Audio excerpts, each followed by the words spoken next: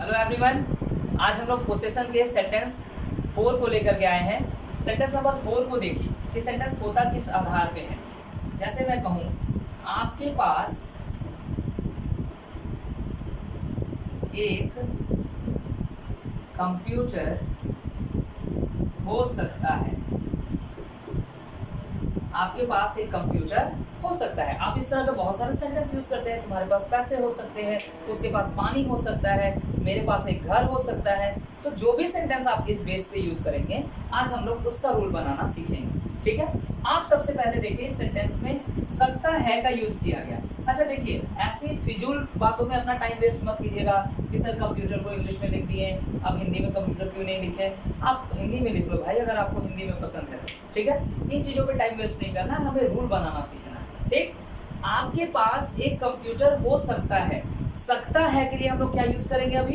Can. सकता है के लिए क्या यूज करने वाले हैं? कैन। देखो मे का भी यूज किया जाता है, लेकिन अभी एक चीज को लेकर के आराम से सीखते चलिए। जिस दिन मॉडल वर्ब पढ़ेंगे, कैन और मे के बीच का डिफरेंस क्लियर हो जाएगा। ठीक, अब हम लोग यहाँ देखिए पास का भी यूज किया गया। इसका मतलब सेंटेंस पोजीशन भी इंडिकेट कर रहा है।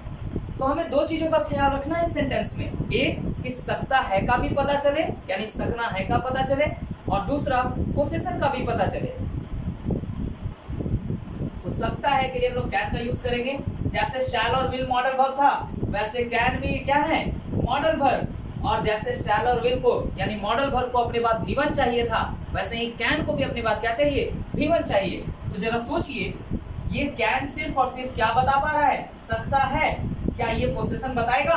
आपका जवाब क्या है? नहीं। तो पोजीशन बताने के लिए हमें क्या चाहिए? हैज, हैव और हैड। पोजीशन बताने के लिए हैज, हैव और हैड। लेकिन मॉडल वर्ब के साथ हैज नहीं रह सकता है, मॉडल वर्ब के साथ हैड नहीं रह सकता है, क्योंकि वो V2 है और ये V5 है। मॉडल वर्ब के साथ रहने का काम कौन करेगा? हैव, क्योंकि वो एक V1 है। देखिए, मॉडल वर्ब को V1 मिल जाए, उसके बाद आप कोई और वर्ब लगाना चाहे तो लगा सकते हैं, ऐसा नियम है। लेकिन मॉडल वर्ब को पहले V1 मिलना चाहिए, उसके बाद आप सेंटेंस में कोई भी वर्ब लगाए जरूरत के आधार पे। ठीक, चलिए 1 into 6 बनाते हैं। तो ऑक्सिलरी हमारा कौन हुआ? सब्जेक्ट के साथ कैन है, तो हम लोग ऑक्सिलरी कैन को लेकर के चलेंगे। कैन के बाद नॉट, फिर हैव, ऑब्जेक्ट।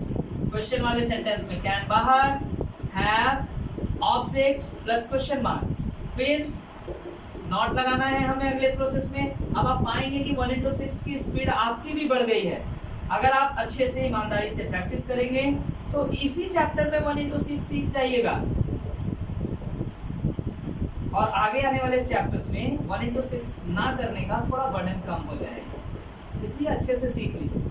अगर आपको लगता है कि आप 1 into 6 इसी चैप्टर में अच्छे से सीख गए हैं, तो आगे करने की जरूरत नहीं है। मैं तो हर चैप्टर में करूंगा, मुझे आपको सिखाना है। लेकिन अगर आपको लगता है कि नहीं, एक चैप्टर में 1 into 6 हम सीखे हैं और दूसरे तीसरे में हम प्रैक्टिस कर ले, तो आगे भी 1 into 6 को कंटिन्यू रहने दीजिएगा, रोकिएगा मत, कभी बोर मत होइएगा इस चीज से।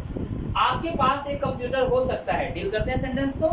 You can have a computer, you can not have a computer, can you have a computer, can you not have a computer, why can you have a computer, why can you not have a computer. ठीक है, एक और sentence ले लेते हैं। मेरे पास पैसे हो सकते हैं। I can have money, I can not have money, can I have money, can I not have money, why can I have money, why can I not have money। एक एग्जांपल और ले लेते हैं। राम के पास क्रिकेट बैट हो सकता है।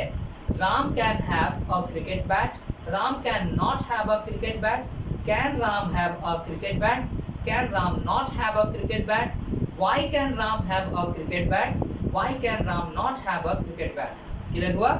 ये हमारा 1 into 6 का प्रोसेस है। ठीक है, 1 into 6 का प्रोसेस बिल्कुल एक ही है, इसलिए पुराने वीडियोस को अच्छे से देख लें और प्रैक्टिस करके आए, तब चैप्टर सीखने का मजा कुछ और होगा। ठीक है, एक एग्जांपल आपसे पूछूंगा मैं।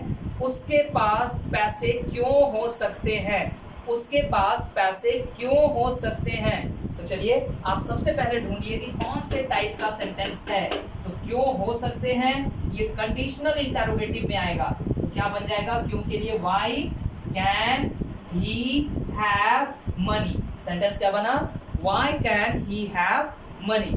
तो अगर आप 1 into 6 का अच्छा प्रैक्टिस करेंगे तो आप इस तरह के सेंटेंसेस को आसानी से और तुरंत बना देंगे। ठीक है, जानते हैं आपके ट्रांसलेशन की एक्यूरेसी क्या है?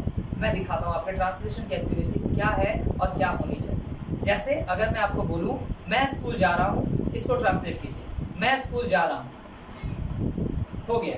अब देखिए जिनको इसका ट्रांसलेशन आता था इतनी ही देर में बन गया I am going to school. इसका मतलब अगर हमें किसी चीज का ट्रांसलेशन आता है, अगर हमें किसी चीज का ट्रांसलेशन आता है तो हम बहुत ज्यादा टाइम नहीं लेते, पल भर का समय लेते। इसी तरह से आपको सारी चीजों का अगर ट्रांसलेशन आ गया डियर तो आप समय ही नहीं लेंगे बोलने। ठीक, चलिए अगले वीडियो का इंतजार कीजिए टाइप 5 के लिए। तब तक के लिए थैंक यू।